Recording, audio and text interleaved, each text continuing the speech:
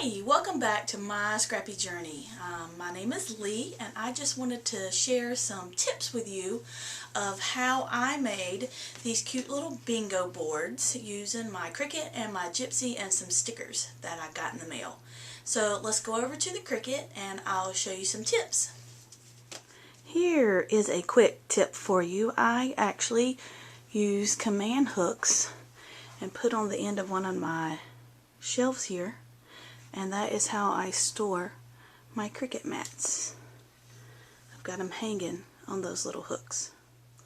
Now I'm actually going to put my paper on my mat while it's hanging here on the wall. That way I don't have to take it down.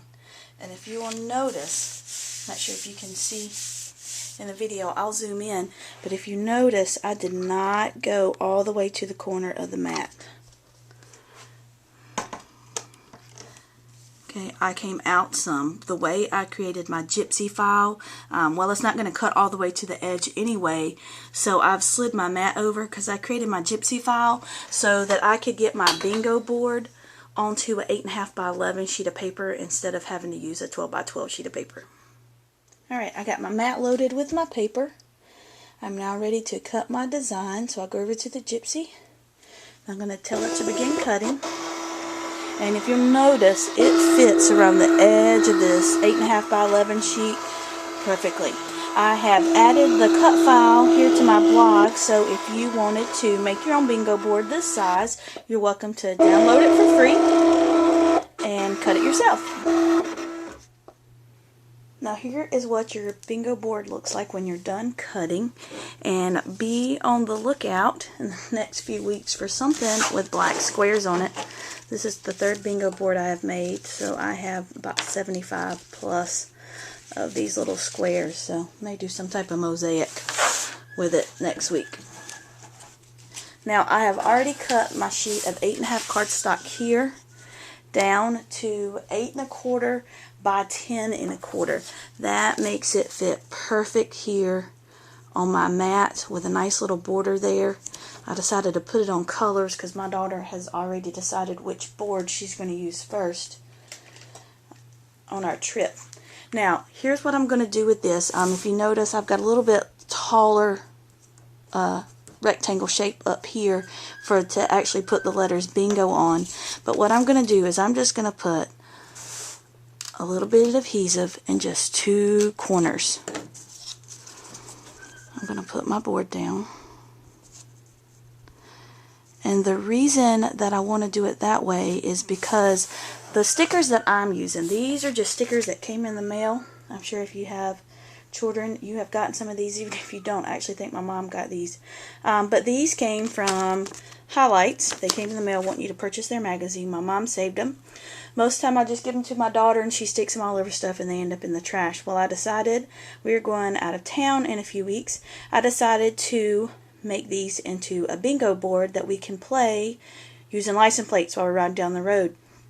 Now, let me show you here why I wanted to have my board loose. When I put this on there, sometimes it overlaps my black cardstock some, and I don't want it to overlap, so I've just got it stuck down where I wanted it, and now it actually falls under there. Some of these are actually too big to fit, or I've tilted them to make them fit a little better. So again, I don't want it on top of that black, so all I have to do is lift up and put my stickers down. So there's actually 26 stickers on here. I've used them all. You've seen that one was already missing. That was Hawaii.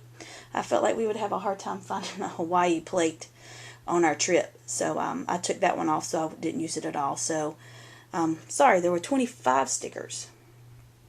And I took that one off, so I have 24, which fits my mat perfectly and gives me a free space. Alright, I've got all of my stickers on there. I am now going to go through. I've already got adhesive on the back of these. This is the Mickey Mouse font with the shadow.